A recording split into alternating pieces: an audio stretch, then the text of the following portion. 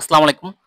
গুচ্ছ ভর্তি 2024-25 সেশনে আমরা জানি যে সর্বশেষ আপডেট যেটা দেওয়া হয়েছে সেটা হলো আমাদের মাইগ্রেশন বন্ধ রেখে কিন্তু গণবিজ্ঞপ্তি চালু করবে। তো এই দাবিটা কিন্তু আমাদের জন্য যারা ভর্তি হয়ে আছে এবং যারা ভর্তি হবে সবার জন্য কিন্তু এটা দুঃখজনক। কারণ মাইগ্রেশন চালু যদি না রাখে অর্থাৎ মাইগ্রেশন বন্ধ করে যদি রাখে তাহলে অনেকে কিন্তু খুব আসন খালি আছে কিন্তু খুব ওয়েটিং লিস্ট দেখা গেল তার কাছাকাছি 1-2 আছে। কিন্তু সেক্ষেত্রে মাইগ্রেশন বন্ধ রাখলে সে কিন্তু আর ওই সাবজেক্টটা পাচ্ছে না। আর মাইগ্রেশন চালু রাখলে সে অটোমেটিক্যালি তার সাবজেক্টটাও এসে যাচ্ছে। তো এই জন্য আমরা জানি যে আন্দোলন করলে কিন্তু অনেক কিছু হয়, দাবি আদায় করতে হবে, মানে দাবি অনেক, আমরা আমাদের সরকারও পরিবর্তন করতে পারি। তো সেক্ষেত্রে আমাদের এই ক্ষেত্রে যদি আমরা আন্দোলন করি তাহলে আমাদের কিন্তু দাবি দাওয়া অনেকগুলো পূরণ করা সম্ভব। তো এই ক্ষেত্রে যারা গণবিজ্ঞপ্তিতে এখন ভর্তি হবে আমি মনে করি তাদেরও কিন্তু এই ক্ষেত্রে লস হচ্ছে না, আর যারা ভর্তিকৃত স্টুডেন্ট তাদেরও লস হচ্ছে না, মানে কারো লস, আলটিমেটলি এখানে কারো ক্ষতি হচ্ছে না, সবার জন্য ব্যাপারটা সমান যদি আমরা একটু ভালোভাবে চিন্তা করি।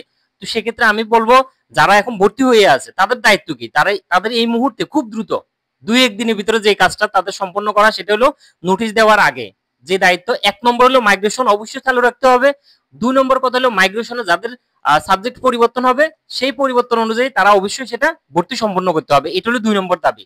3 নম্বর হলো আমরা যারা নিজ নিজ বিশ্ববিদ্যালয়ে আছি, যারা ভর্তি হয়ে আছে তাদের কাজ হলো আপনারা একটা স্মারকলিপি দিবেন, সবাই মিলে একটা চিঠি লিখবেন, লিখে ওইটা অবশ্যই বিসি স্যারের কাছে দিবেন। তাহলে সেক্ষেত্রে যেটা সুবিধা হবে যে আপনাদের দাবি দাওয়া কি এগুলা জানিয়ে একটা ইয়ার মতো করে একটা স্মারকলিপি সরাসরি ওনার কাছে দিবেন। এরপরে আমরা জানি ইতিমধ্যে অনেকে কিন্তু ভুয়াভাবে ভর্তি হয়ে আছে, এই ভর্তিগুলা যাচাই করে ভালো করে এদেরকে বাতিল করে ওইটা খালি আসন হিসেবে ঘোষণা করা, তাহলে এখানে নতুন স্টুডেন্ট আবার ভর্তির সুযোগ পাচ্ছে। এরপর হলো ভর্তি নিয়োগটা আরো বেশি স্বচ্ছ করার জন্য এখন থেকে সবাই জোরালো হতে হবে, যাতে করে পরবর্তীতে যারা ভর্তি হবে আগামী বছর তাদের জন্য নিয়োগটা যাতে একদম স্বচ্ছ থাকে তাদের ভর্তি।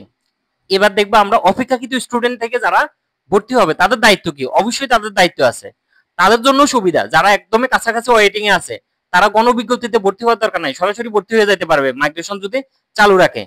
তো তাদেরও দাবি হবে অবশ্যই মাইগ্রেশন চালু রাখা। 2 নম্বর ভুয়া ভর্তি বাতিল, এটা যারা ভর্তি হয়ে আছে তারা তো বিশ্ববিদ্যালয়ে করতেছে, আপনারা বাইরে বিভিন্ন জায়গায় অ্যাক্টিভ থেকেও কিন্তু অনেক কিছু করা যায়। তো এই ক্ষেত্রে ভুয়া ভর্তি বাতিল যেটা, এটা বাতিল করলে কিন্তু আসন খালি হবে, তার মানে কি ওয়েটিং থেকে আরো স্টুডেন্ট ভর্তি হতে পারবে।